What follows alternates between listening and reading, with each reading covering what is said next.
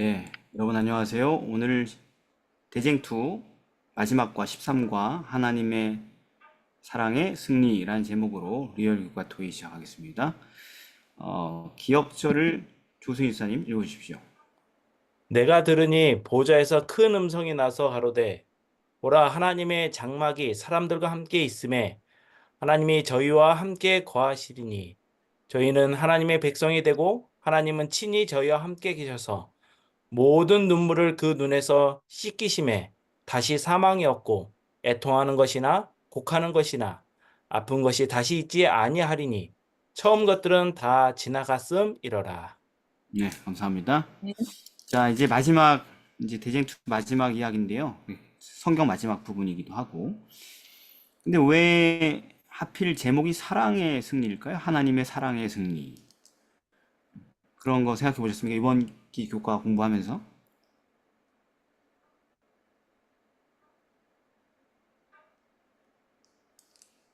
네, 뭐 안 생각해 보셔도 됩니다. 예.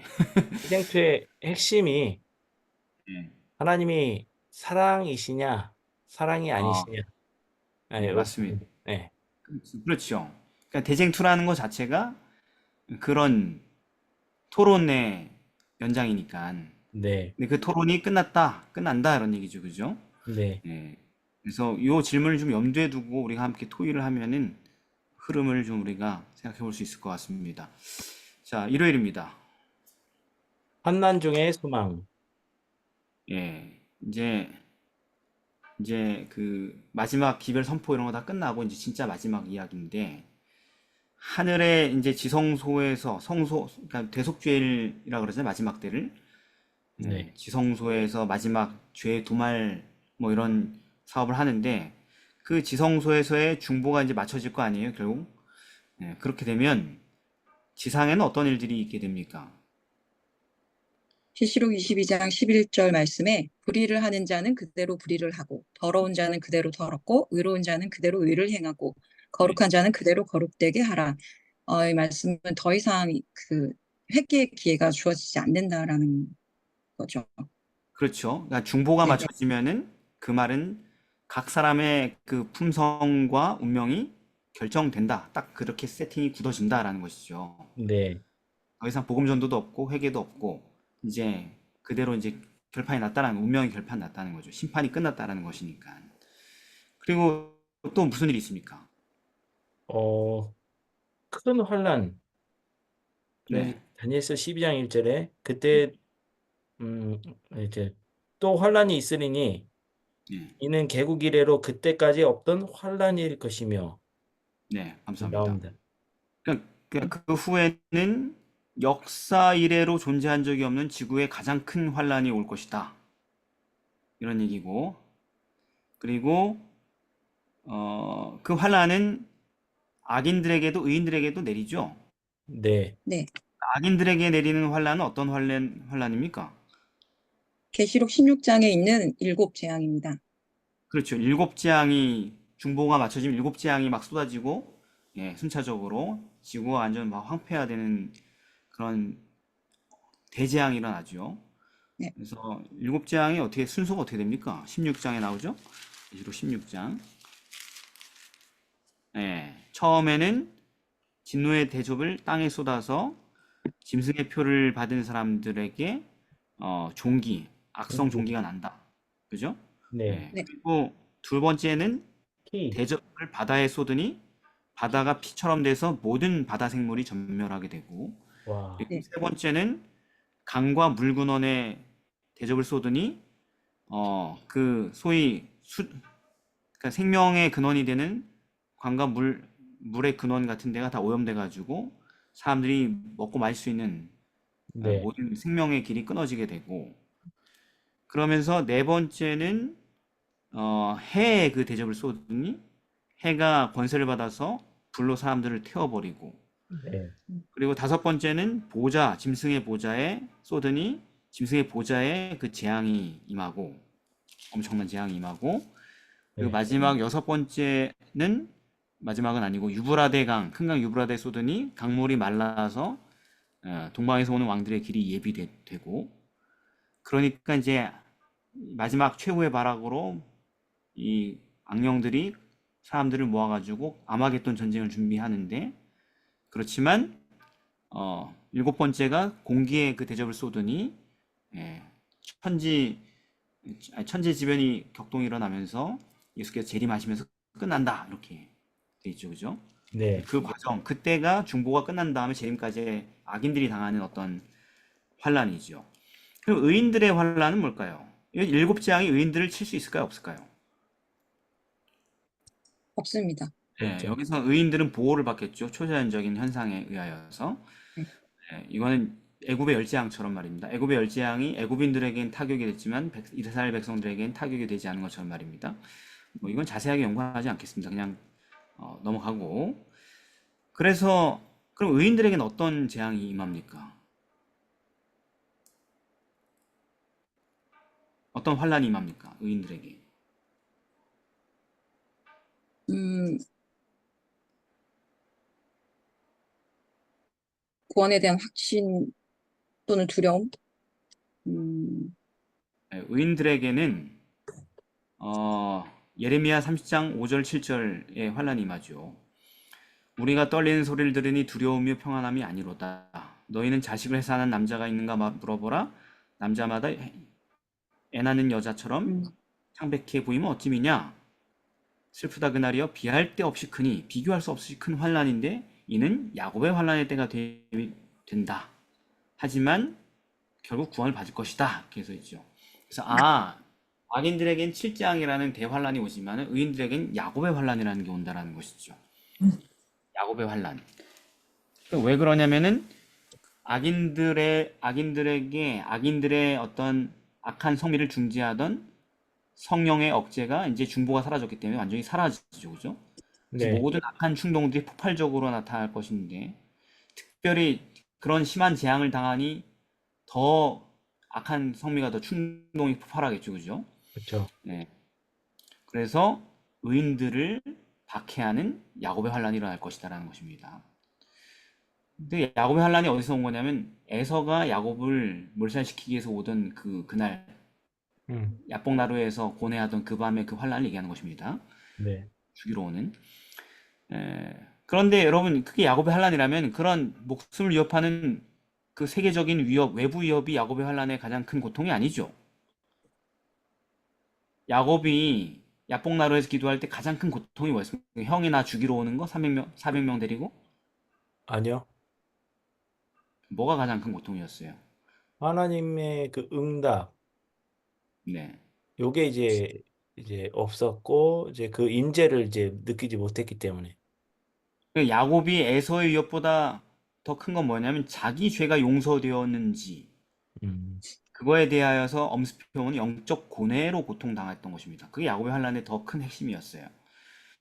그것처럼 하나님의 백성들은 당연히 그 악인들의 생명을 빼앗으려는 어떤 그런 폭동과 위협을 받겠지만 그거보다 지난 과거를 돌아보면서 하나님의 그 심판이 이제 곧 예수님께서 오실 텐데 지난 날을 돌아보면서 자기들의 삶이 죄와 실수로 얼룩져 있는 그것을 기억하기 때문에 고통당하는 것입니다.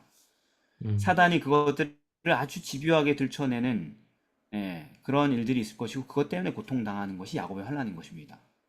야곱도 그것 때문에 고통당했거든. 야곱 평생 회개하고 살았는데 수십 년 동안, 20년 동안. 그런데도 여전히 형과 아버지에게 지은 그 죄가 짓누르고 있었던 거예요. 그것이 용서받았다라는 확신을 갖지 못해서 말입니다. 그날 밤 형이 오니까. 그래서 그게 마지막 때 환란의 특징이다. 자, 그러면은 중보가 맞춰졌으면 뭐가 없는 거예요, 더 이상? 성소에서 우리를 위해 중보하는 죄를 해결하는 예식 같은 게 없는 거죠. 중보자가 없는 거잖아요. 중보자. 나를 위해 중보하던 분이 계셨는데 그 중보자가 지금 공석인 상태. 그런 엄청난 죄의 문제 때문에 극심한 환란을 당하는 때가 오는데 그런 때에 정말 필요한 게 뭐예요? 중보자잖아. 그렇죠. 근데 그 중보자가 있어요, 없어요? 지금 여기 보니까 없어요. 중보자가 없게 되면은 그럼 그때 하나님의 백성이 의지하는 게 도대체 뭘까요?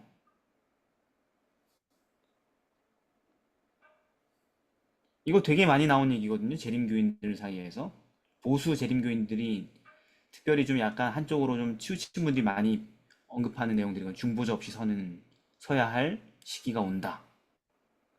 어떻게 그럼 뭘 의지하고 살합니까? 중보자가 없으면. 우린 중보자 의지하고 살았는데 지금까지. 그러니까 중보자가 없다는 것이지 음. 의지할 곳이 없다라는 거는 아니니까. 음? 왜냐하면은 뭐 일단 그 진노의 일곱 대접 이런 것도 보면은 이게 의인들과는 상관없는 재앙이잖아요. 화가 내게 미치지 못할 거다. 왜냐하면 지존자로 거처를 삼았으므로 이러면서 시편의 말씀이나 이런 것들로 아, 봤을 때, 그러니까 이게 여전히 의인들에게는 하나님께서 피난처가 되어주고 계시다라는 게 아닌가요? 게- 좋습니다. 계시록 3장 10절 말씀을 보면 네. 내가 나의 인내의 말씀을 지켰은즉 내가 또한 너를 지키어 시험의 때를 면하게 하리니 이는 장차 온 세상에 임하여 땅에 거하는 자들을 시험할 때라. 그러니까 그리스도의 중보 사업이 마쳐진 것은 이미 그 생명책에 기록된 그 의인들, 하나님의 백성들의 구원의 어떤 최종 결정이 이루어졌다는 사실이니까 그러니까 이 말씀을 기억하고 내가 가진 것을 굳게 잡아 아무나 내 면류관을 빼앗지 못하게 하라. 이 말씀을 기억하고 그리고 또 끝까지 함께 해주시는 하나님을 믿어야 되는 거죠. 그렇죠. 그러니까 우리가 여태까지 지금도 환란을 버티는 힘은 거기에 있단 말이에요. 우리에게 의지할 분이 계시다는 거. 우리가 그분을 믿음으로 순종할 때 그분의 모든 사랑의 보호를 우리가 받게 된다는 사실을 믿는 데 달려 있잖아요. 환란을 견디는 힘이. 네. 그리고 특히 이제 회개하고 우리가 버린 우리의 죄를 용서해 주신 예수님의 희생과 공로를 의지함으로 이런 환란을 견디겠죠. 그죠? 죄 문제가 있으니까. 예. 그래서 마치 예수님이 아버지와 항상 동행하심으로 모든 고난을 이기신 것과 같은 원리로 이겨야 되겠죠. 그러니까 예수님도 혼자 버틴 게 아니고 아버지를 의지해서 버텼잖아요. 그죠? 네. 예. 나를 보내신 이가 나와 함께 계신다. 나를 혼자 두지 않았다. 내가 그분의 기뻐하신 일을 했기 때문에. 요한복음 8장 29절. 어. 그래서 근데 지성소의 중보가 끝나면 우린 중보자 없이 예수님이 재림하시는 그 기간을, 그러니까 소위 칠재앙이 내리는 그 기간, 야곱의 환란 시기를 버텨야 된단 말입니다. 지내야 된단 말이에요. 근데 그게 어떻게 가능하냐? 사람들은 이 문제가 나올 때마다 그때는 우리가 품성을 완성시켜가지고 완성된 품성을 의지하여서 스스로 견뎌내야 된다라는 개념을 갖는 사람이 많아요. 재림교회 안에. 그러니까 그리스도의 의가 아니라 그때는 자기 의로 서야 된다. 이렇게 얘기하는 사람들이 많단 말이에요. 지성소파 뭐 이런 데 말입니다. 예를 들면. 예. 아, 그러니까 이걸 가지고 굉장히 많은 우리 안에도 재림교회 안에도 분파주의적인 주장도 있단 말이에요. 근데 결코 그런 뜻이 아니라는 것입니다. 우리 이다혜 성도가 얘기한 것처럼 말입니다. 예. 그러니까 예외는 없어요. 환란 때에 우리의 피난처가 되시는 하나님에 관한 수많은 성경들이 있지 않습니까? 시편에도 있고 뭐 여기도 있고 그죠?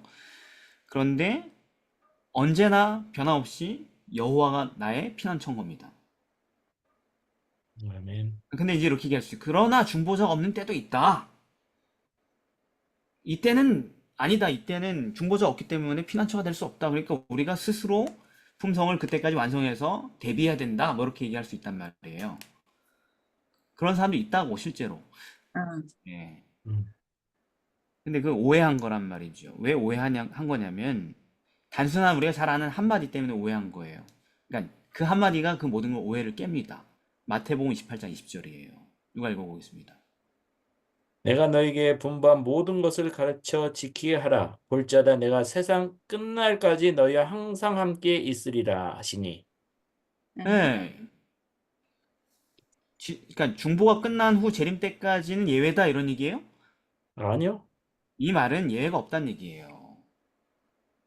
세상 끝까지 함께 하시겠다는 얘기예요. 야곱의 환란이 그래요. 야곱의 환란이 창세기 28장 15절에 보면은 이렇게 써 있어요. 내가 너와 함께 있어 내가 어디로 가든지 너를 지키며 너를 이끌어 이 땅으로 돌아오게 할 것이다. 내가 내게 허락한 것을 다 이루기까지 너를 떠나지 아니하리라 라고 예전에 하나님께 약속하신 게 있단 말이에요. 떠날 때. 베델에서 말입니다. 너를 어디로 가든지 지킬 것이고 이 땅에 돌아오게 할 거고 이런 모든 허락을 다 이루기까지 너를 떠나지 않는다고 했어요. 그러니까 지금 야뽕나루가 그게 다 이룬 상황이 이루어지지 않은 상황이에요. 이루지 않은 상황이죠. 이 땅에 아직 돌아오지 못했잖아요, 그죠? 네. 그러니까 이 약속 의지에서 버틴 거예요. 야곱이 환난 당하던 모든 순간에도 이 약속은 지켜진 것입니다. 하나님이 어디에도 안 보인다 할지라도 말이죠. 네. 그래서 예수님께서 말씀하신 걸 바울도 그가 친히 말씀하시기를 내가 과연 너희를 버리지 않고 과연 너희를 떠나지 아니하리라 하셨느니라 이렇게 적용한단 말이에요. 구약에 있는 말씀을. 그러므로 예수께서 재림하시는 그날까지 끝날까지 그 어느 시기를 할지라도 우리가 환난을 견디는 유일한 힘은 이 약속대로 하나님의 예수님의 약속대로 그리스도를 의지함으로 버티는 겁니다. 아멘. 중보자가 없죠. 중보자가 아닌 신분으로 도와주는 거예요, 말하자면. 그 예수님이 이 땅에 계실 때 중보자였어요? 아니요? 아니요. 아니었잖아요, 그죠? 네. 그러면 의지할 수가 없었어요, 제자들이? 중보자가 아니니까? 아니요? 그럼 예수님이 이 땅에 성육신하기 전에는 예수님이 중보자였어요? 아니요? 아니요. 그러면 예수님을 의지하지 않아서 여호와를? 의지했죠. 그렇죠. 역할이 달라진다고 해서 그분을 의지하지 않는 순간이 있는 게 아니라고요. 그럼 굉장히 많은 사람들이 이 부분을 아직도 오해하고 살고 있을 거예요. 재림교회 안에서. 어떤 중보자가 없네? 중보자 없이 서야 된다고 하던데? 이 말을 계속 되풀이하는 사람도 있을 거란 말이죠. 중보자 없죠, 당연히. 중보자가 아니라 할지라도, 예수님 역할 중보자가 아니라 할지라도 그분을 우리는 의지하는 거예요. 그분이 그렇다고 약속하셨기 때문에. 아멘. 네. 그래서, 음, 또 일단 화면 넘어갔네. 자, 그러니까,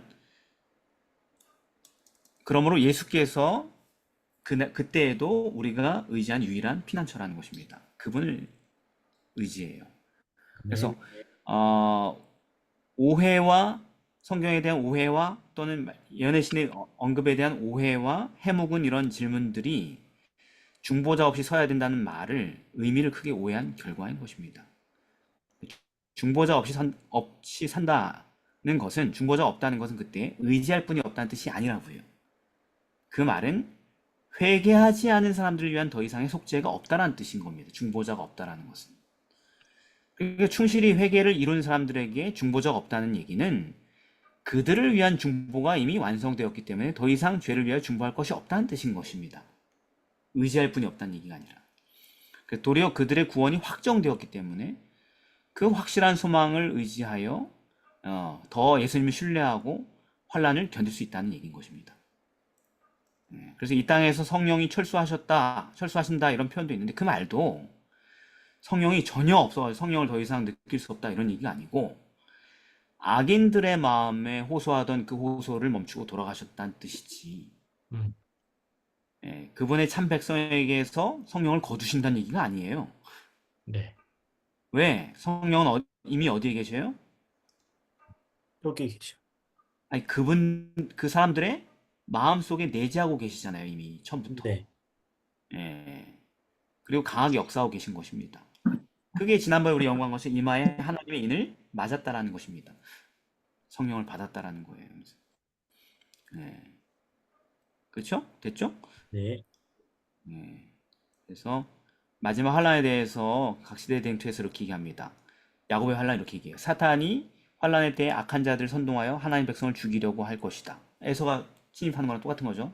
400명을 끌고. 그 다음에 야곱을 비난했던 것과 똑같이 그는 하나님의 백성을 참소하는 일에 전력할 것이다. 죄 문제 건들죠, 그죠? 이게 야곱의 환란이라는 것입니다. 자, 월요일입니다. 예수님의 임박한 재림에 대한 소망. 자, 이제 그 다음 단계가 뭐예요? 이 환란이 끝나면은 뭐겠어요? 재림이죠. 재림. 재림이죠, 그죠? 예. 자, 근데 잘 생각해 봅시다. 우리는 영화를 봐도 항상 뭐 현실 문제를 거론해도 세계 멸망의 위기를 겪고 있는 시대죠, 다들. 그렇죠. 세상이 멸망할 거를 걱정하는 시대잖아요. 영화를 통해서 맨날 세상 멸망하는 이야기 보고. 네네. 과학자들도 맨날 세상 멸망한다고 얘기하고 막 그러니까. 그러니까 세상의 멸망을 막고 싶은 사람들이잖아요, 우리가 전부 다 대부분. 그 그렇죠. 마음이. 그렇잖아요. 세상의 멸망을 막고 싶은 사람들이지. 그래서 쓰레기도 막 재활용하고 막 그러잖아요. 걸어 다니고. 그런데 정작 재림이 뭐예요? 이 세상 끝. 이 세상의 멸망이잖아요, 재림이. 네. 세상의 멸망이 가장 큰 고민인데 이 세상을 사는 사람들의 재림이 세상의 멸망이잖아요. 근데 네. 어떻게 그게 어떤 사람들에게는 지금의 인생을 견디는 유일한 소망이 될까요? 재림의 그 날을, 사건을 받아들인 사람에 반해 어떻게 이렇게 다를까요? 왜 소망이죠? 재림의 그날이 다 망하는, 다 쓰러져서 없어진 날인데 왜 소망이에요? 요한복음 말씀에서도 예수님께서 나를 음. 믿으라고 이야기를 하면서 내 아버지 집에 거할 곳이 많도다. 내가 너희를 위하여 처소를 예비하러 가노니. 그러니까 예수님이 예비하신 어떤 집에 대한 기대도 있을 것이고, 그리고 그 집이 어떤 곳이다라는 것이 성경에 굉장히 많이 있잖아요. 뭐 슬픔도 없고. 그리고 그렇죠. 예. 네, 그 또 하나는 이제 그 재림이 오게 됐을 때 뭐 계시록 6장 말씀이나 이런 데서도 보면 땅의 임금들과 왕족들과 장군들과 부자들과 강한 자들과 각종의 자주자가 굴과 산 바위 틈에 숨어 주로 계속 하나님의 백성들을 핍박했었던 권세가 있었던 그런 존재들이 이제 그 어린 양의 진노에서부터 우리를 가리우라 이러면서 공의로운 심판이 또 같이 진행이 되는 것도 역시 이런 고난을 견디는 소망이 되는 것 같습니다. 예, 감사합니다.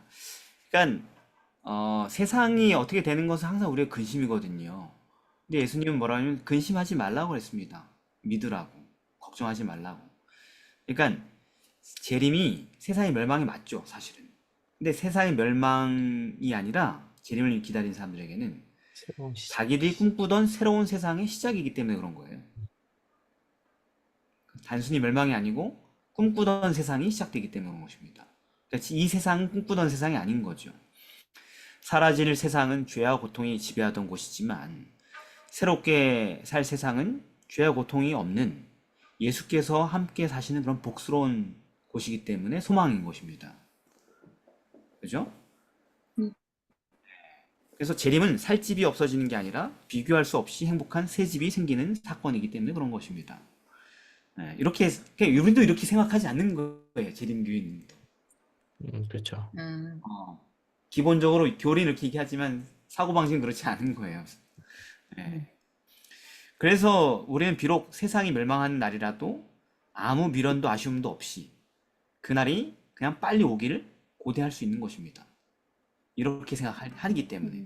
그리고 그 복스러운 소망이 이루어질 그 사건을 크게 기뻐하는 거죠. 그날이 오면 진짜 기뻐하는 거죠. 기다렸으니까. 그날이 오면은 주여 전 기다린다 했는데 그날이 오면 실망할 수도 있지. 내가 빌딩을 지금 200억짜리를 세워놨는데 그래서 임대 받아가지고 이제 편하게 살려 그랬는데 그러면 되게 슬플 수도 있죠, 그죠? 그러니까 재림을 두려워하고 그 사건을 늦어지길 바라는 사람도 있어요. 네, 많죠. 재림 교회 안에도 있어요. 그렇죠. 많죠.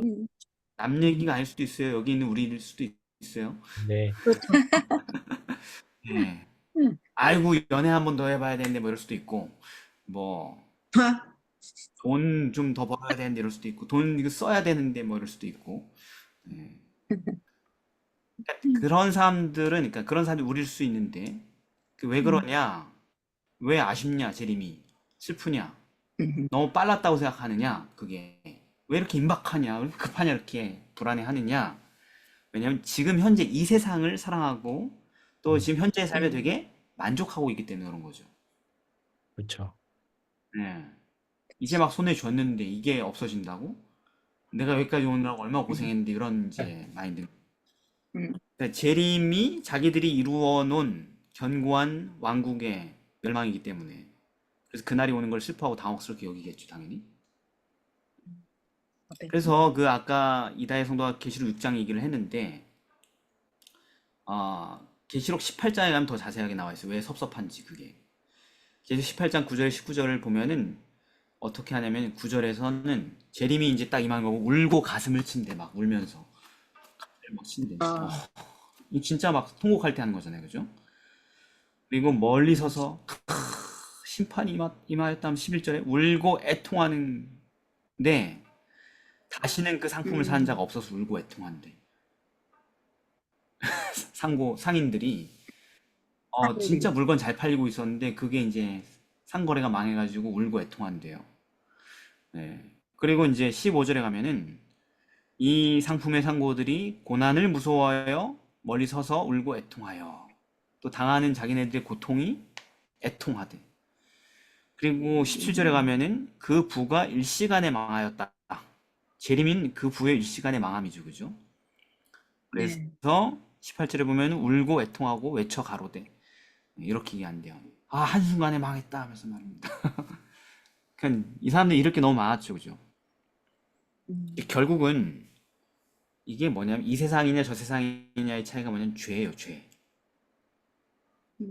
죄가 정말 밉고 죄가 정말 없었으면 좋겠기를 원하는 사람들은 재림을 고대하고 있는 것이고 빨리 제발 왜 재림 그날 죄가 없어지는 거니까 완전히 죄랑 관련된 뭔가를 사랑하고 있는 사람들은 그날이 싫은 거예요. 그게 너무 빨리 오는 게 너무 싫은 거예요.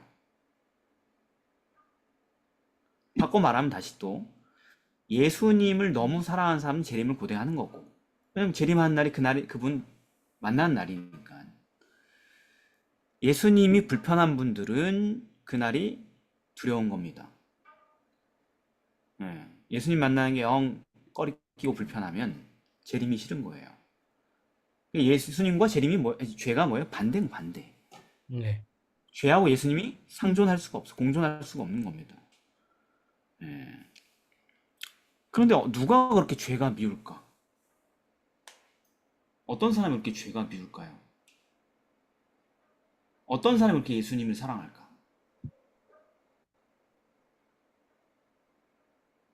자, 우리가 약간 재림교인데 판타지 소설 같은 얘기를 하고 있는 거예요, 말하자면. 이론으로는 그렇게 돼야 되는 줄 아는데 삶이 잘 안 따라주는 영역이란 말이에요, 보편적으로.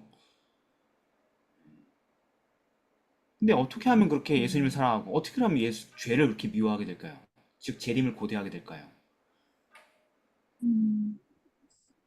뭔가 예수님을 계속 바라보면서 네. 그게 너무 행복했었던 사람들 있잖아요. 우리가 성경을 계속 드라마 보듯이 성경을 보면서 예수님의 삶에서 자기의 구원을 진짜 얻었던 그런 사람들은 네. 예수님을 실제로도 너무 보고 싶어 하는 마음이 당연히 생기지 않을까요? 우리 성도들 가운데 예수님을 정말 갈망하는 사람도 있어요. 네. 예수님의 그 품성을 보면서 감탄하는 사람도 있단 말이에요. 야, 저런 분이면 진짜 내 삶을 던지고 싶다 그러면서. 근데 그런 사람 중에 누구도 있냐면 젊은 부자 관원도 있단 말이에요. 그렇죠. 예수님의 그 아름다운 모습에 뿅 가가지고 무릎 꿇고 주여, 선생님, 제가 어떻게 선한 선생님 영생 얻습니까? 그렇게 진심으로 물은 거예요. 그 반해가지고 예수님의 모습에 완전 네. 매료돼가지고 매료되는데도 그 사람은 재림이 싫거든. 그렇죠. 그러면 더 큰 차이가 있을까요? 어떻게 해야지 진짜 예수님이 그렇게 사랑스럽고 죄는 그렇게 미울까요? 이 사람 예수님 사랑스러웠거든요. 젊은 부자가는. 근데 죄는 사랑스러웠어. 둘 다 사랑했어. 그 예수님의 그러니까 하나님의 말씀대로 행하려 하면은 예수님을 알게 될 것이다. 그 말씀 잠깐만 찾아볼게요.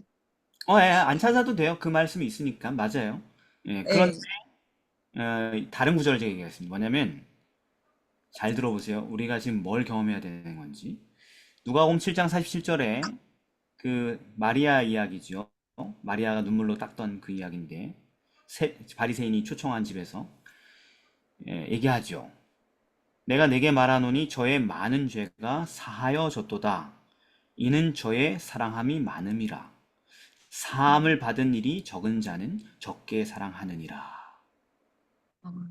그러니까 예수님에게 지금 이 세상에서 죄 사함을 많이 받은 사람은 예수님을 사랑해요. 죄를 미워하고. 근데 죄 사함을 받은 게 적은 사람은 덜 사랑해요. 그리고 죄를 사랑하고. 죄 사함 받아본 적이 있으신 분들이시죠? 그렇죠. 근데 그거를 많이 받은 사람이 예수님을 사랑해요. 음, 죄사함 적게 받은 사람 적게 사랑한대.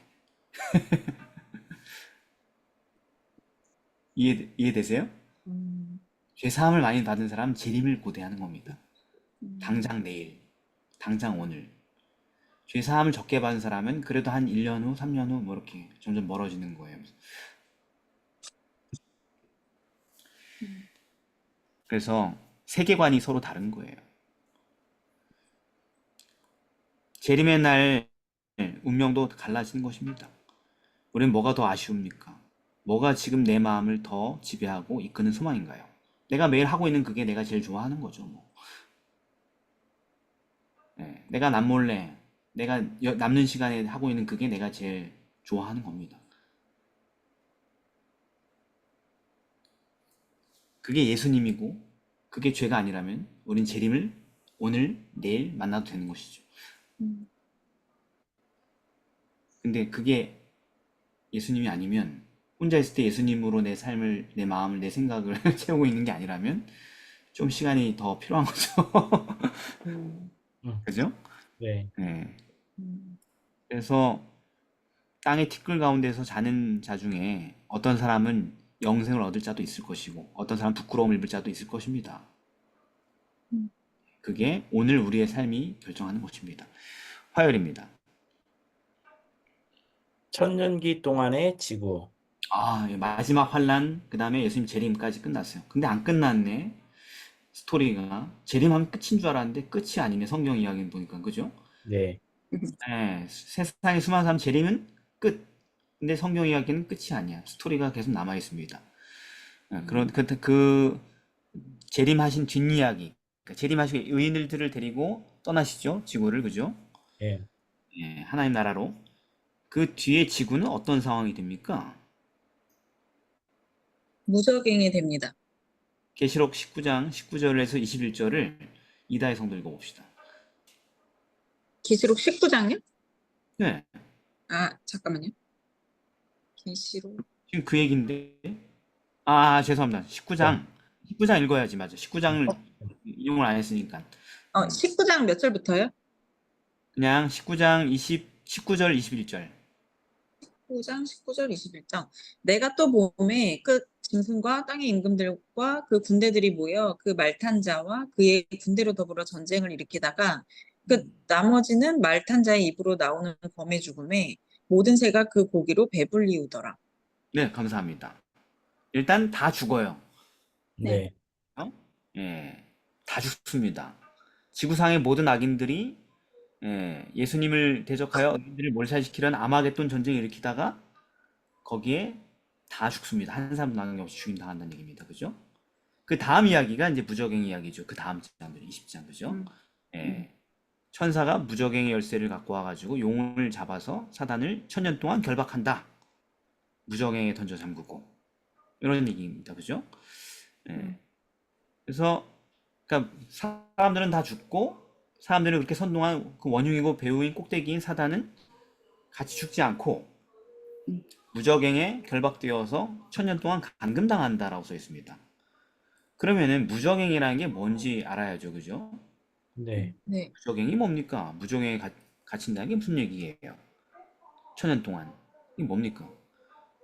창세기 1장 2절에 음. 태초의 땅의 상태에 대해서 묘사한 그 혼돈하고 흑암이 깊음이 있다고 말한 그 히브리 언어랑 같은 뜻인데 그 무적행은 땅이 혼돈하고 암흑한 상태로 되어 있다는 걸 나타낸 거고 특히 누가복음 8장 31절에 있는 말씀을 보면 사탄이 굉장히 무적행에 들어가 있는 거를 싫어해요. 예. 그렇다고 해서 사탄이 거기 있다고 해서 죽는 건 아니고. 그러면은 캄캄하고 어두우면 무적행이에요? 사실 그 창세기 1장 2절에 나오는 무적행이 뭐냐면 기품 위에 있고 하는 그 단어입니다. 기품, 그게 깊음이. 무적행입니다. 음, 뭐 음, 트콤 알겠어. 하는데 히브리어로 그 단어가 네. 무적행인데 깊은 구덩이 뭐 이런 뜻인데 그러니까 뭐지? 지구를 좀 이렇게 깊이 파가지고 집어넣는다는 얘기인가요? 아니요. 그 위에 한 5천억 톤의 흙을 뭐 쏟아붓는다는 얘기인가? 무슨 손오공인가? 그런 태초의 지구의 그런 상태, 그러니까 지구의 결박당해서 이제 아무것도 누구도 죄로 유혹할 수도 없고 사람이 일단 없으니까. 그리고 자기 마음대로 어떤 세력을 행사할 수 있는 행사할 수 없는 그런 상태에 놓이는 것을 말합니다. 예, 지구에 감사합니다. 있다라는 거지. 감사합니다. 네. 누가복음 8장 31절에 보면 정말 마귀들이 무적행에 들어가는 거 싫어하죠, 그죠? 네. 근데 무적행에 넣으려면 차라리 돼지떼로 넣으시라고 막 이렇게 얘기하잖아요, 그죠? 예. 왜 싫어할까? 무적행이 뭔데? 진짜 싫어하나 봐요. 악령들이 진짜 끔찍하게 싫어하는 게 무적행이에요. 성경을 보면은. 네. 일종의 이 장소가 그들에겐 엄청 우울한 감옥 같은 곳이에요. 왜냐면 베드로후서 2장 4절에도 보면 천사들을 어두운 구덩이에 던져서 거기 가둬놨다. 유다서 1장 6절에도 천사들을 영원한 결박으로 흠악에 가뒀다. 이게 다 무적행 같은 표현들이거든요. 결박했다는 얘기가. 근데 아까 얘기한 거 가장 먼저 무적행이 언급된 곳은 창조 이전의 지구 상태였단 말이에요. 흑암이 깊음 위에 있고. 음. 근데 예레미야 선지자가 그 무적행의 가장 큰 특징을 뭐라고 설명하냐면은, 그러니까 창세기 1장 2절의 표현을 그대로 따와가지고 창세기 예레미야 4장 23절부터 26절에 보면은 땅이 보니 혼돈하고 공허하며 똑같이. 그리고 25절에 사람이 없다. 이렇게 얘기해요. 네. 그러니까 무슨 얘기냐? 무적행의 가장 큰 특징은 뭐냐면 사람이 없는 거예요. 음. 네. 예수님이 재림하시는 때는 지상에 살아있는 사람이 아까 보니까 한 명도 없어요. 없어요. 재림하시고 다 죽으니까. 그리고 사탄은 지금 그런 빈 사람이 없는 지구에 감금되어 있는 것입니다. 그러니까 즉 무적행은 사탄이 미혹할 수 있는 자기 백성이 한 명도 없는 황폐한 지구의 상태를 설명하는 것이죠. 예, 손 왜요? 그러면은 이제 사탄에 대해서 나오고 이제 사탄을 따르는 악한 천사들 3분의 1 예, 여기도 같이 여기에 그냥 같이 그렇죠. 음. 예, 그러니까 여기에 대표적으로 사단 얘기가 나왔지만 네. 뭐 사단이나 악령들이나 뭐 사단이 악령들에게 다시 뭐 이렇게 미혹하고 이렇게 하는 게 아니고 다 똑같은 애들인 거예요, 지금. 다 사탄화 된 것입니다. 군대 귀신도 아니 자기네가 자기네끼리 빙이 될 수 있으면 돼지떼 뭐하러 들어가요? 야, 맞아요. 우리 이상한데 쫓겨나는데 네가 대타로 네 몸을 내어줘라. 우리가 다 네 집에 들어가 있겠다. 이렇게 하면 되잖아요, 그죠? 음. 근데 정말 그래서 누가복음인가 어디 보면 또 그런 비유도 있어요. 귀신이 들렸다가 예수님에게서 쫓겨나 어떤 사람에게 마음에서. 그래가지고 물 없는 곳으로 막 방황하고 돌아다니다가 갈 곳이 없네 하면서 막 너무 괴로워가지고 옛날 또 나왔던 그 집에 한번 다시 가볼까 하고 갔는데 누가 살고 있을 줄 알았는데 아무도 안 살고 있네. 그래가지고 자기처럼 방황하고 홈리스인 귀신들 7을 더 데리고 들어가 살았다 이런 얘기도 나오잖아요, 그죠? 네, 네. 그렇게 이 사단에게 악령들에게 사람은 정말 있고 싶은 집 같은 것이에요. 타워 팰리스 같은 거예요, 말하자면. 네. 사람 하나 있는 게 얼마나 좋은 건지. 갈 데 없는 애들은 한 2,000명씩 같이 들어가 있기도 하고 그 집에 막 그런 거예요. 근데 진짜 사단에게는 정말 마약처럼 뭐가 필요해요? 사람이 필요해요. 사람 필요해. 네. 지구 역사 내내 정말 행복했어. 자기가 있을 수 있는 사람이라는 곳이 있어서, 집이 있어서. 근데 집이 없네. 헐. 한 명도 없네. 한 명이라도 있으면은 생존자가 있으면은 그 사람 데리고 정말 천년 동안 어떻게든 예? 세포를 무한 분열시켜서 살게 하면서라도 살게 해주겠는데 치유력을 다 써가지고라도 그걸 허용해 주지 않네 하나님이 그거를 얼마나 외롭고 괴롭겠어요 자기네들끼리. 그렇죠. 뭐 약간 그런 거랑 비슷한 거죠. 여자 한 명도 없는 곳에 남자들만 덩그러니 한 100명 앉아있는 수용소에 이런 그런 기분인 거죠 말하자면. 그래도 자기네들끼리 말상대로 될 텐데 얘네들끼리 그것도 안 돼. 악령들끼리는 서로 끝말잇기 이런 것도 안 된단 말이에요. 그러니까 그게 너무 힘든 거예요. 미혹할 수 있는 자기가 지배할 수 있는 대상이 없는 게 그렇게 이 마귀들한테는 지옥인 겁니다. 그게 지옥인 거예요. 그래서 마귀한테 그게 지옥인 것입니다. 무적행이.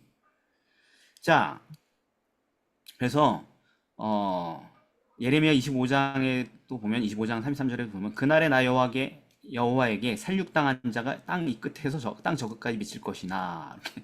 그러니까 없어. 기댈 곳이 없는 겁니다.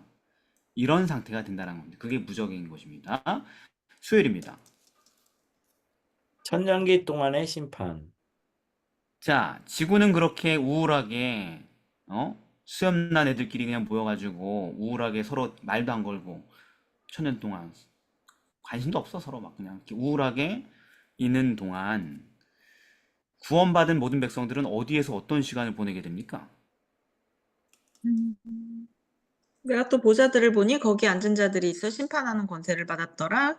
음, 어, 이마와 손에 그의 표를 받지 않은 자들이 살아서 그리스도로 더불어 천년 동안 왕노릇하니. 그러니까 네. 천년 동안 심판하는 권세로 왕노릇한다. 아, 라고 되어 있어요. 요것이 첫째 부활이다. 그리고 또 음. 사단을 우울하게 하는 말이 한마디 또 삽입되어 있죠, 5절에. 그 나머지 죽은 자들은 천년이 차기까지 살지 못하더라. 이게 누구한테 우울한 얘기예요? 사단에게 우울한 얘기죠, 되게.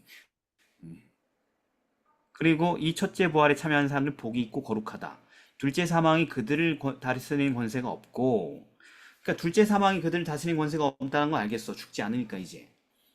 그런데 무슨 복이 더 있냐면 그들이 하나님과 그리스도의 제사장이 되어서 천년 동안 그리스도와 함께 왕노릇하는 복이 있다는 것입니다. 첫째 부활에 참여하려면. 이게 뭔가 복이라는 거잖아요. 천년기 동안 누리는 게. 네. 이게 뭐 하는 건데요? 뭔 복이에요, 이게?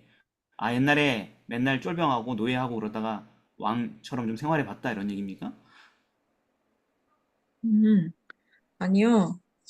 어, 오늘 주신 본문에서 보면 아브라함이 여호와의 좋은 친구였다. 이런 얘기 해주셨었는데 여호와께서 가라사대 나의 하려는 것을 아브라함에게 숨기겠느냐라고 이야기를 하셨는데 그래서 예를 들어 예전에 이제 아브라함이 소돔과 고모라 이렇게 중재 이런 거 할 때도 음. 어떻게 의인과 악인을 같이 멸하십니까? 그러면서 세상을 심판하시는 이가 공의를 행하셔야 되지 않겠습니까? 라고 이야기를 했었단 말이에요. 그러니까 아브라함은 구원받은 상태였는데도 불구하고 악인들이 왜 구원받지 못하는지에 대해서 사실은 알고 싶어 했고, 그리고 이런 것들을 여호와께서는 아브라함에게 숨기지 않으시겠다고 했기 때문에 공의의 정말 완전한 완성을 위해서 이런 천년기의 시간이 있는 거고, 이런 것이 의인들에게 있어서도 복이 되지 않을까라고 생각합니다. 아, 예, 뭐 좋은데 막연해요. 그래서 심판하는 게 뭔데요?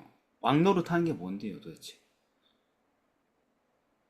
자기들은 왜 구원받았고, 저들은 왜 구원받지 못했는가에 대해서 정확하게 알게 되는 거 아니에요? 근데 그게 왜 왕노릇이에요? 원래 우리는 남의 구원이나 이런 것들에 대해서 우리가 결정하지 않잖아요. 물론 결정은 예수님께서 하셨지만은 정죄를 한다든지 아니면은 그들의 구원에 대해서 내가 어떤 나의 의견을 보탠다든지 뭐 이런 것들은 원래 하면 안 되는 거 아니에요? 오, 맞아요, 맞아요. 그러니까 이 본문을 잘 이해해 봅시다. 그 구원받은 무리들은 우주의 왕이신 하나님만의 대권이었던 무슨 권세? 왕. 심판. 심판하는 권세를 공유받아요. 천년기 동안. 하나님만 할 수 있는 그 권세에 동참한다고요. 그리고 제사장이 되어서 제사장이 됐다는 표현은 뭐냐면 이 하나님 나라의 속죄 과정의 동역자로 어떤 자리로 위임받았다는 얘기입니다. 죄 문제를 해결하는 사람들 제사장이라고 그러죠. 그죠? 왕노릇 한다는 게 뭐냐면 각 사람에게 심판을 선고하는 권리를 누린다는 얘기예요. 왕만 이걸 할 수 있잖아요. 심판하는 것은. 네. 근데 왕노릇 하는 건 뭐예요? 그들이 하나님과 같은 자리에서 사람을 심판하는 권리를 행사한다는 얘기예요.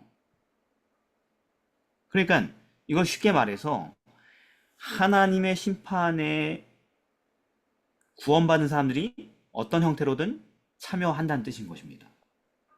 근데 이 심판은 자기네들을 향한 심판은 아니죠. 그죠? 자기네들은 구원받았으니까. 그죠? 네. 예. 특별히 멸망을 당할 사람들. 그리고 또 누굴까요? 사단? 그리고 사단과 그 천사들. 그 천사들의 운명을 내가 왕처럼 주관하는 심판인 것입니다. 이 사람 무죄 이거 때리는 걸 내가 할 수 있다고요. 조사하고 그 과정에 참여하는 것입니다. 그래서 베드로후서 2장 4절에 보면은 하나님이 범죄한 천사들을 용서치 않으시고 어두운 구덩이에 두어 심판 때까지 지키겠다. 또 유다서 아까 1장 6절에도 천사들을 큰 날의 심판까지 가뒀다 이렇게 돼 있잖아요. 그죠? 예. 그러니까 그래서 천사들이 심판받는 때가 있다라는 거예요. 근데 그건 하나님이 하신 거겠지. 그런데 사도 바울은 천년기에 있을 이 하나님의 악인에 대한 또는 악령에 대한 심판에 대해서 뭐라고 얘기했냐면은 고린도전서 6장 2절 3절입니다. 누가 읽어보겠습니다. 우리가 성도가 세상을 판단할 것을 너희가 알지 못하느냐? 세상도 너희에게 판단을 받겠거든. 지극히 작은 일 판단하기를 감당하지 못하겠느냐? 우리가 천사를 판단할 것을 너희가 알지 못하느냐? 그러하거든 하물며 세상 일이냐? 여기에 이 얘기가 주제가 아니었어. 이거는 성도들끼리 소송하고 싸우는 거 가지고 혼내는 장면인데, 그런데 여기에 엄청난 비밀이 딱 개봉이 된 거예요. 뭐에 관한 비밀? 천년기에 있을 일을 이미 얘기하고 있는 거예요. 그러니까 이미 천년기에 대해서 바울은 알고 있었고, 요한이 계시록 쓴 건데도 바울도 이미 알고 있었다는 얘기죠. 그죠? 그죠? 우리가 세상을 심판하게 될 거다. 그거 모르냐? 이렇게 얘기해요. 언제? 우리가 언제 세상을 심판해요? 나중에 천년기 때. 그죠? 바울은 요한계시록을 모르는데도 이 말을 하고 있다니까요. 그 다음에 네, 3절에 보면 우리가 또 누구도 판단한대요? 천사를 천사를 이 천사들, 타락한 천사들의 죄를 다룬다는 얘기예요. 심판한다는 얘기입니다. 모르냐? 모르지. 당연히 요한계시록 안 읽고 우리가 어떻게 알겠어. 그죠? 근데 성경을 연구하고 영감 받은 사람들은 안단 말입니다.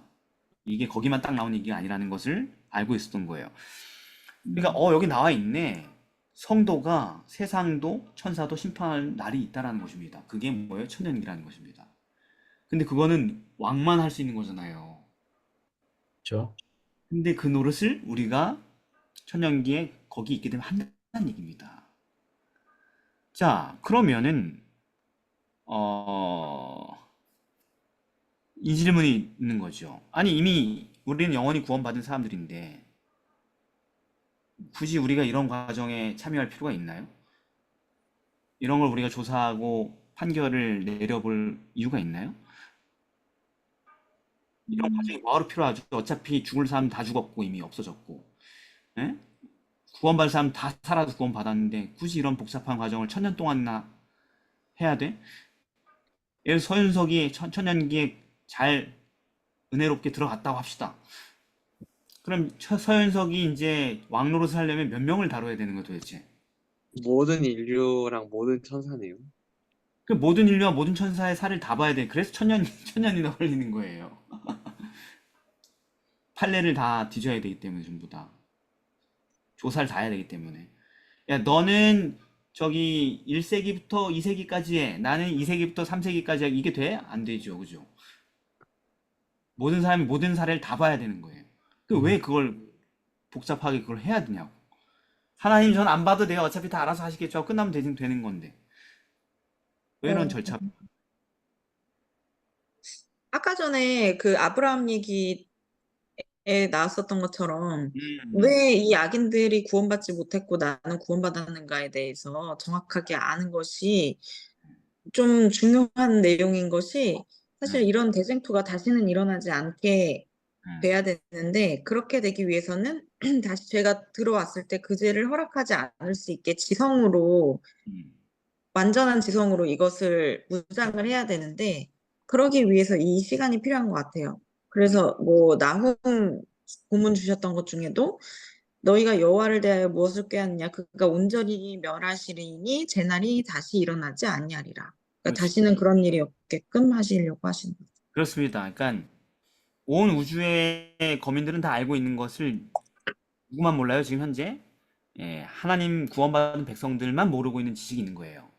이 대쟁투는 모든 지성적 존재가 다 알고 함께 동참해야지 합의가 되면서 끝나야 되는 건데 아직 모르는 사람들이 있는데 그게 뭐냐면 천년기에 구원받은 사람들이란 말이에요. 그 사람들은 아직 모든 스토리가 어떻게 된 건지 대쟁투의 역사를 모른단 말이에요, 정확하게. 하나님의 관점에서. 예, 그래서 그들은 각 사람의 운명이 왜 어떤 사람은 영생이고 어떤 사람은 영멸인지 그렇게 결정해야 되는지 아는 바가 없는 것입니다. 자기만 아는 거예요. 자기가 어떻게 구원받는지. 그죠? 그래서 하나님의 심판이 이게 정말 정의로운 것인지 모든 존재했던 각 사람의 케이스에 대해서 살피고 그 사람이 멸망해야 될 납득할 만한 이유를 확인할 수 있는 기회를 주신 거예요. 즉 모든 사람의 동의를 모든 사람에 대해서 모든 사람의 동의를 완전히 얻은 후에야 뭘 집행하시겠다는 거예요. 하나님께서 심판. 자기가 결정한 형벌을 집행하겠다는 것입니다. 동의를 다 구한 다음에. 민주주의는 그게 돼야 안 돼요. 안 돼. 아니요, 안 돼요. 민주주의는 다수결로 그냥 밀어붙이잖아요. 반대가 있고 납득을 못해도. 그죠? 네. 제가 이 얘기를 하니까 어떤 법 공부하는 친구가 피식 웃으면서 아니 뭐 하나님 나라 민주주의입니까? 이러더라고 저한테. 그래서 제가 머리 좋은 애죠. 한마디로 법 공부하는. 근데 제가 뭐라 그러냐면 민주주의는 그게 안 된다고. 하나님의 나라는 민주주의를 아득하게 초월한 거라고. 모두가 다 합의한 그것만 한다고. 다수로가 되는 게 아니라. 이렇게 얘기를 했던 적이 있습니다. 그러니까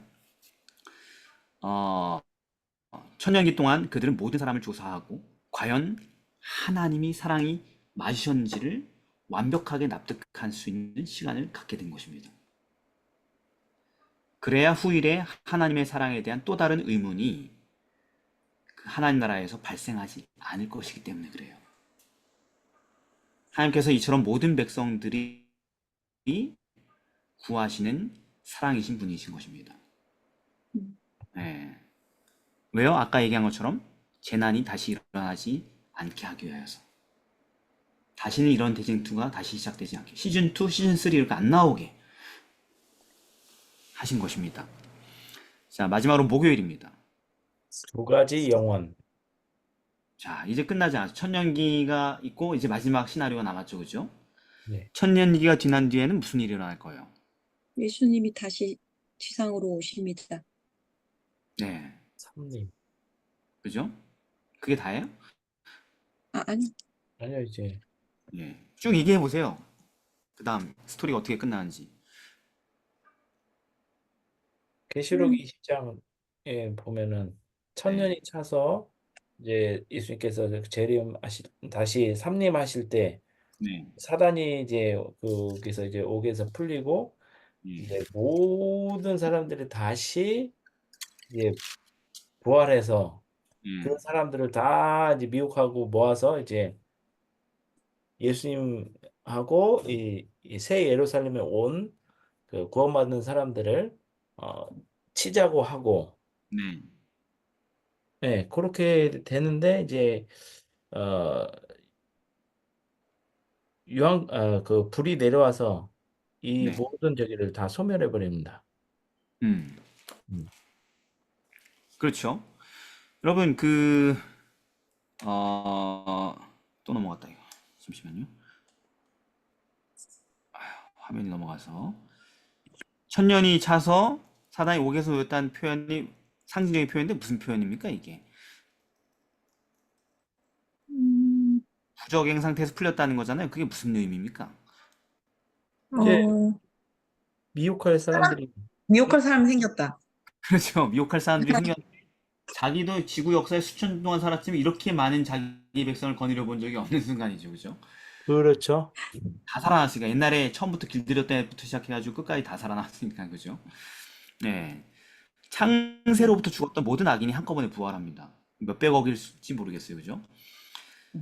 그러면서 의인들은 하나님의 도성과 함께 지구로 돌아오죠.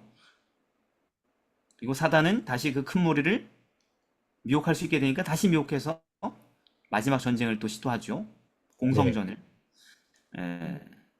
그러나 악인들은 악인 각자의 행위대로 심판을 받고 이제까지 미루어져 왔던 최후의 형벌을 집행받게 되죠. 불못이라는 둘째 사망. 네.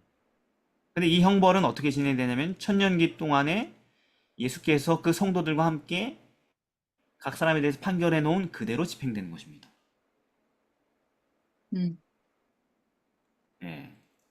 그냥 천년기 동안 심판하면서 이 사람은 사형 이렇게 한 그대로 다 심판이 집행되는 것입니다. 예. 계시록. 예. 그래서 요거에 대해서 이사야 24장에서 뭐라고 하냐면은 그들이 죄수가 깊은 옥에 모임같이 모험을 입고 옥에 갇혔다가 여러 날 후에 형벌을 받을 것이다.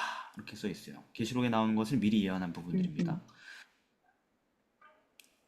자, 그런데 그 군대를 뭐라 그래요? 곡과 마곡이라고 그러죠? 네. 예. 왜 곡과 마곡이라 부를까요? 특정 인종이 아닌데 다 부활했는데, 그죠? 네, 이 계시록에 나왔던 내용이랑 네. 거의 비슷한 내용이 구약에서 나왔었던 게 에스겔 38장이었고, 네. 에스겔 38장에서도 네. 뭐 여러 날 후 말년에 네. 명령을 받고 황무하였던 이스라엘 산에 이르는데, 그때 뭐 너는 마곡 땅에 있는 네. 뭐 여러에게 그 나라들에게 얼굴 향하고 또 로스와 메섹과 두발 왕 고가 이러면서 내가 너를 대적하여 이렇게 하면서 너를 함께 끌어내리라 라고 이야기를 했었거든요. 그러니까 막날에 있을 최후의 어떤 전쟁과 그리고 그게 어떻게 진행이 될 것이다 까지도 다 나오네요. 그러니까 이 사람들이 마지막 시나리오는 계시록 끝에 있는 마지막 시나리오는 계시록 마지막 장에만 있는 줄 알지만 마지막 최후의 시나리오도 어디에 이미 다 게시돼 있다라는 거예요. 구약에. 이미 구약 성경에 끝까지 다 이미 여러 예언들이 있었다라는 것입니다. 에스겔 38장에 나오는 곡과 마곡 이런 표현들, 이런 예언은 역사 속에 성취된 적이 없어요. 그러니까 이 표현은 뭐냐면 최후의 멸망에 관한 예언을 이미 에스겔서에서 얘기하고 있다는 것입니다. 근데 내용 읽어보면 똑같아요. 완전히 이때 일어날 사건들을 묘사해 놓은 것임을 충분히 알 수 있는 동등한 얘기인 것을 우리가 알 수 있게 됩니다. 굉장한 유사점을 발견하게 되는 것이죠. 근데 역사 속에서 어딘가에서 일어난 적이 없는 사건인 것입니다. 그죠? 예. 그래서 에스겔 전체를 연구해 보면 에스겔이 마지막 때까지 길게 예언하고 있다는 사실 우리가 금방 알 수 있게 되는 것입니다. 그것을 에스겔 38장에는 이 예언이 이때에 대한 예언이라는 것을 얘기하기 위해서 곡과 마곡이라는 표현을 가져와서 붙인 것입니다. 아시겠죠? 네. 간단하게 그렇게 하고 넘어가고, 자, 그러면은 이제 질문이 아직도 남았죠. 어차피 멸망이 확정된 악인들 다 죽었는데 죽음 그대로 내버려 두고 그냥 지나가면 되는데 이 사람도 왜 다시 부활을 시키는 겁니까? 아직 형벌이 진행이 안 돼서 그런 거 아니에요? 아니, 형벌이 결국 죽이는 거잖아요, 그죠? 그러니까 영원한 멸망이잖아. 지옥불에 던지는 거 아니잖아. 아까 이제 천년기 동안 음. 이제 그걸 다 확인했잖아요. 네. 그다음에 이제 하나님께서는 모든 사람, 이 악인들도 이제 자기들이 멸망받을 수밖에 없는 것이라는 것을 동의를 얻고 형벌을 집행. 야, 사형당한 사람들의 동의까지 얻어야 돼. 아, 너무 피곤한 일이 아닐까요? 어, 하나님이 그렇게 하시는 것 같아요. 죽을 애들 그냥 죽게 내버려두면 되지. 모두가 다 살 사람들은 전부 다 이제 죽어 마땅하게 결론 나는데 죽이고 그냥 끝내면 되지. 이걸 또 그 사람 살려놓고 이렇게 또 뭐 이렇게 할 필요 있냐? 이렇게 질문하는 거죠, 그죠?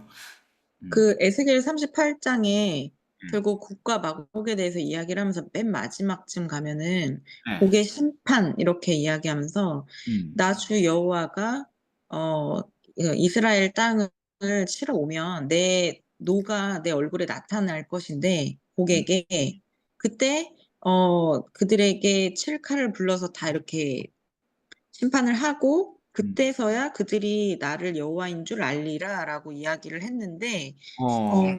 그게 왜 여호와인 줄 알리라일까를 또 생각을 해보면 그 로마서 14장 10절 11절에서 봤을 때 네가 어찌하여 형제를 판단하느냐 어찌하여 내 형제를 업신 여기냐 우리가 다 하나님 심판대 앞에 서리라 라고 이야기하는 걸로 봐서는 그냥 마치 형제들이 하나님 심판대 앞에 선 것처럼 돼 있지만 잘 읽어보니까 기록되었을 때 주께서 가라사대 내가 살았노니 모든 무릎이 내게 꿇을 것이요 모든 혀가 하나님께 자백하리라 라고 하였으니까 의인들뿐만이 아니라 악인들까지도 이렇게 하나님 앞에 자기의 죄에 대해서 자백하는 순간이 있을 것인데 그때가 바로 나를 여호와인 줄 알리라라고 이야기하는 곡과 마곡의 심판 때의 일이 아닌가라고 생각해요. 그렇습니다. 맞습니다. 예. 이미 예언된 계획표 안에 다 나와 있는 사건들이에요. 근데 그 이유가 있는 거죠. 한마디로 쉽게 얘기하자면은 그러니까 이 승리는 우리가 생각하는 승리가 아니고 무슨 승리라고요? 하나님의 뭐의 승리라고? 공의, 사랑의 승리라고 그랬죠, 오늘 제목이. 사랑. 사랑이 승리한 방식, 우리가 생각하는 승리의 방식하고 다른 거예요. 예. 좀 더 압축하자면은 하나님께서는 멸망당하게 될 악인들과 사단까지도 사랑하시기 때문에 그렇게 하신 거예요. 그분의 사랑에 배제가 된 존재가 없는 거예요. 영원히 존재할 자들이든 존재했던 자들이든. 그들도 자신의 죄가 무엇이고 자신이 그렇게 영원히 멸망당할 이유가 무엇인지 정의롭고 또 완전하게 납득할 기회가 필요했던 것입니다. 이해되세요? 무슨 말? 이게 네. 말이 돼요? 우리 세계에서는 말이 안 되죠. 예. 아까 얘기한 것처럼 우리가 다 심판대 앞에 드러나서 행한 대로 받아야 되는데 그게 그냥 아주 그냥 망신당해봐라 이런 얘기가 아니에요. 기본 전제가 사랑이에요, 사랑. 알 권리가 있기 때문에 멸망당한 사람 자기가 왜 멸망당한지 납득하고 충분히 숙고할 권리가 있기 때문에 그런 권리를 누가 줘요? 통치자가 본질 자체가 사랑이기 때문에 그런 권리가 주어지는 거예요. 그래서 그들도 아, 나는 하나님 사랑이 아니라고 한쪽에 내 인생을 다 걸었는데 그리고 후회 없이 달렸는데 과연 하나님은 과연 사랑이셨고 내가 아무리 부인했다 할지라도 그리고 내가 멸망한 원인은 그분의 사랑의 부족이 아니고 그분의 잘못된 통치가 아니라 내 자신에게 있었다는 사실을 확인할 수 있는 기회를 얻게 된 것입니다. 그런 거 얻을 자격도 없는 인간들인데 그런 기회를 다 모두에게 주시는 겁니다. 하나님께서는. 그 진정한 사랑의 승리는 어떻게 승리하는 거예요? 대적들, 원수들의 내가 잘못했습니다라는 고백을 통해서 그 결정에 이르게 되는 겁니다, 여러분. 다윗이 사울과의 그런 갈등에서 가장 아름답게 승리한 순간이 언제예요? 사울 너가 죽일 왕이 될 줄 뻔했어요. 안다고. 사울이 직접 그렇게 고백했을 때죠, 그죠? 음. 내가 크게 잘못하였다. 이건 진짜 내가 잘못한 거다. 네가 옳고 내가 잘못했다. 라고 고백했잖아요, 그죠? 음. 뭘 보고? 다윗의 사랑을 보고 말이죠. 자기를 향한. 그런 고백이 하나님께, 예수님께 가장 악랄한 악인들의 입에서도 나오는 것입니다. 억지로가 아니고 진심으로 납득해서 말입니다. 그게 진짜 사랑의 승리인 거예요. 우리도 누군가 갈등하고 있다고 생각합시다. 원수 같은 인간이 있다고 합시다. 인생에. 서로 한 명이 죽어야지 끝날 그런 사람이 있다고 합시다. 근데 그 사람이 여러분에게 내가 잘못했어라고 얘기하는 그게 진짜 승리 아니겠어요? 그죠? 네. 내가 옳고 내가 잘못했어. 그럴 때 사랑이 승리한 거예요. 그죠? 아멘. 그래서 모든 무릎이 내게 꿇을 것이고 모든 혀가 하나님께 자백하리라. 로마서 14장 11절. 모든 입술이 모든 혀가 내가 잘못한 겁니다. 당신은 옳았습니다라고 고백할 것입니다. 결국. 예외는 없어요. 아, 끝까지 고집 부리다 죽을 인간들 마귀는 그런 고백 안 하고 죽겠지 끝까지. 그래도 내가 옳아요. 당신 틀렸어요 하면서 죽일 테면 죽여봐 이렇게 하면 죽을 것 같죠. 그죠? 사단이 고백할까요? 안 고백할까요? 자기 죄를. 고백합니다. 고백할 겁니다. 사단까지도 고백합니다. 당신은 옳았고 여태까지 내가 해온 짓이 다 틀렸어 라고 고백하고 죽어요. 하나님께서 그런 사실을 알 수 있는 충분한 지혜를 그때 주시는 것입니다. 그래서 보면 성경에 보면은 책들이 펴놓였다고 써 있잖아요. 책들이. 네. 그 책을 누구도 보는 거예요? 사단도. 사단. 예, 천년기 동안 봤던 그 자료들, 의인들이, 악인들도 그 짧은 순간 동안 그거 전부 다 본다는 얘기입니다. 이해되셨죠? 네. 예. 그래서 그들은 여기 각시대대임수에 이렇게 잘 써있던 그들은 그 소송에 대하여 탄원할 것이 전혀 없고 핑계할 것도 없다. 모든 사람은 그들이 하늘에 쫓겨난 것이 정당하다고 생각한다. 그리고 사단은 엎드려 자기에게 내리는 판결의 공의로움을 고백한다. 이렇게 써있어요. 예. 그래서 악인들은 그때 성도들이 예수님과 천년 동안 판결해 놓은 대로 형벌을 받는다. 다 서로 합의, 도장 딱딱딱 찍은 다음에 끝난다는 얘기입니다. 그 하나님의 사랑을 인정하면서. 그래서 구원의 과정이 이렇게 길었어요, 여러분? 저 그런 질문 많이 받거든요, 지금도. 뭐가 이렇게 복잡하고 기냐고. 그때 그냥 확 끝내버리지. 그 무렵이 딱 좋은 타이밍인데 이런 사람들 많단 말이에요. 왜 그래요? 왜 이렇게 길어요? 왜 이렇게 복잡해? 하나님의 사랑이 하나님의 사랑이. 완전히 드러나기 위함이거든요. 네, 더 쉽게 얘기하면 뭐예요? 하나님 사랑이시라서 당신처럼 하지 않는 겁니다. 음. 네, 당신은 사랑이 없기 때문에 이렇게 간단하게 처리하는 거고, 얘는 신경 쓸 필요 없어. 얘 의견 필요 없어. 이렇게 하면서 가는 거고, 이런 애가 뭐 알 게 뭐야 하면서 잘못하면 벌을 받아야지. 이렇게 우린 처리하는 거고, 네, 사랑은 그렇게 일을 처리하지 않는다는 것입니다. 사랑은 그렇게 싸우지 않아요. 사랑은 모든 사람들, 악인과 의인들 포함한 모든 당사자들이 배려받고 하나님이 사랑이시라는 것을 충분히 숙지할 수 있도록 기회가 주어지는 것입니다. 그렇게 일이 진행되기 때문에 길고 복잡한 것입니다. 사랑이 없었다면 이런 불필요한 과정들은 있을 수도 없었고 구원받은 하나님의 백성들도 존재하지 않았을 거고 사단도 즉시 제거되었을지라도 우주는 제2, 제3의 사단으로 인해서 영원한 위협이 계속됐을 것입니다. 그러나 사랑과 공의가 완전히 지켜진 이 충실하고 엄격한 긴 하나님의 역사, 과정을 통하여서 전 우주는 죄로부터 완전히 안전해집니다. 아멘. 하나님은 사랑이시라는 그 진리는 의인과 악인의 입술을 통하여서 완벽하게 입증되어서 영원히 굳게 세워질 것입니다. 아멘. 사랑이 그렇게 승리하는 것입니다. 아멘. 다시는 그래서 죄가 없는 거예요. 네. 그래서 의인은 무엇을 누리게 됩니까? 영생. 네. 영원히 행복하게 하나님과 함께 성장하게 될 것입니다. 의인은 하프 키고 맨날 사과 맛없어 이거 또 먹어야 돼 이런 거는 여러분들이 아주 그 유치하고 단순한 상상이고 예, 의인들의 삶은 너무너무 행복하고 재밌을 겁니다, 여러분. 그렇죠. 이번에 재림연수원 갔다 왔는데 제 동기 목사님이 새벽 강의를 맡았는데 아주 그걸 잘 설명해 주시더라고요. 뭐냐면 끝없는 성장이 될 것입니다. 영생은 끝없는 성장이에요.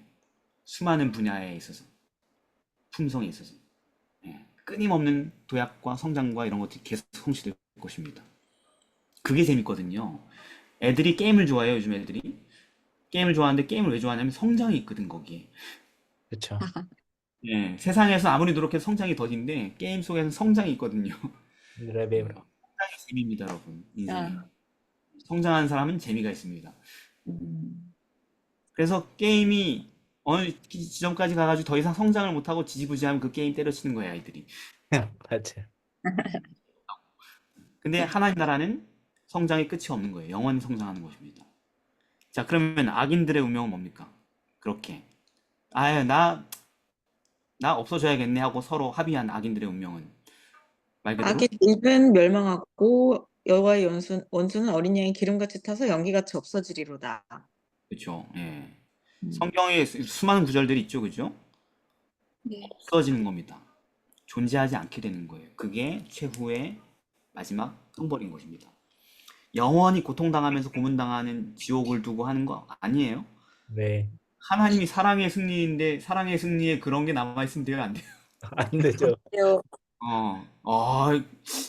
다 좋은데 사랑이 만나면 다시 의심하게 되죠, 그죠? 전 우주가. 저 지옥을 보면 헷갈려 하면서 다시 예. 저건 동의하지 않을 텐데, 그죠? 그 누구도. 그렇죠. 그죠? 악인들이 저 영원히 불타면서 고문당할래 하고 동의할 것 같아요? 자기 죄에 대해서? 안 하죠.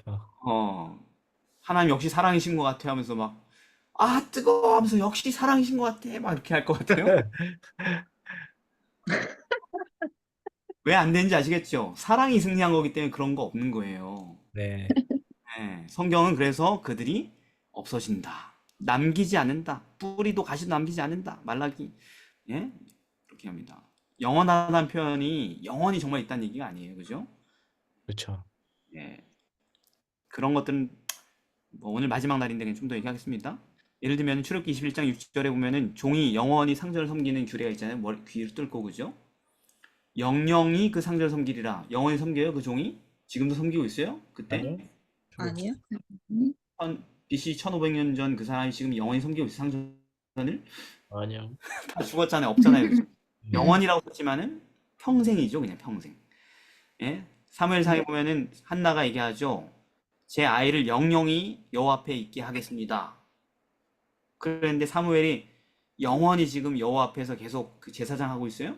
아니요. 죽어서 없죠, 지금. 그죠? 네. 예. 그래서 그 다음 1장 28절에 보면은 그의 평생을 여호와께 드리겠나이다. 그러니까 영원하다는 말이 무조건 우리가 아는 그 영원이 아니라는 거예요. 예. 영원한 것도 있고 어느 기간이 한정된 것도 있고 다 다르다는 거죠. 그래서 영원한 불의 형벌을 받았잖아요. 소돔과 고모라가 영원히 타고 있어요. 아니요. 유다서 1장 7절에 베드로 아니요. 후서 2장 4절 6절에 소돔과 고모라가 죄가 되게 하사 죄가 됐잖아요. 없어졌다는 얘기예요. 영원한 불은 다 태워서 없앴다는 얘기인 것입니다. 그래서 하나님의 마지막 심판은 없애는 겁니다. 죄와 죄인들을 소멸시키는 거예요. 왜? 소멸시켜야지 아까 우리가 나훔서에서 읽은 것처럼 1장 9절에 그래야지 재난이 다시 일어나지 않을 것이니까 소멸시키는 것입니다. 없어지리라. 다시는 괴롭히지 않을 것이다. 다시는 이런 재난이 있지 않을 것이다. 라고 나훔서 얘기한 것입니다. 그래서 그들이 없어지고 다시 존재하지 못하는 것은 그들이 하나님의 사랑을 알면서도 그 나라의 통치 아래 살기를 스스로 거절했기 때문에 스스로 퇴출을 하길 원했기 때문에 퇴출된 것이라는 것입니다. 그런 반역자들 그대로 존재하게 되면 우주는 결코 죄에서 안전하지 못할 것이기 때문에. 예. 그래서 오늘 끝났습니다. 대쟁투가. 예. 와. 대쟁투는 끝났습니다. 그래서 이 구절 꼭 읽고 싶어요. 그죠? 우리가 좋아하는 죄와 죄인들은 없어졌다. 온 우주는 깨끗해졌다. 오직 조화와 기쁨의 백방만이 온 우주의 만물을 통하여 고동한다. 생명과 빛과 환희가 만물을 창조하신 분에게서 끝없이 넓은 우주로 퍼져나간다. 가장 작은 원자로부터 가장 큰 세계에 이르기까지 만물은 생물계와 무생물계를 막론하고 조금도 흠이 없는 아름다움과 완전한 기쁨으로 하나님은 사랑이시라고 선포한다 하면서 끝났습니다. 아멘. 이런 과정들을 거쳤기 때문에. 그래서 저와 여러분이 이 두 가지 영혼 가운데 첫 번째 영혼에 들어가게 되길 바랍니다. 하나님의 사랑이 승리하길 바랍니다. 기도하겠습니다. 사랑의 아버지 하나님, 한 기 동안 대쟁투라는 주제를 통하여서 하나님의 공의와 사랑을 배울 수 있게 하시니 감사드립니다. 저희가 이러한 큰 계시와 선물을 받았음에도 불구하고 영원한 멸망에 들어간다면 그것은 하나님 아버지께 너무나도 슬픈 경험이 될 것입니다. 주님, 그런 슬픔을 주지 않게 하여 주옵시고 주님과 함께 영원히 함께 주님 곁에 있으므로 우리가 주님의 자랑과 기쁨이 되게 하여 주시옵소서. 예수님의 이름으로 기도드립니다. 아멘. 예.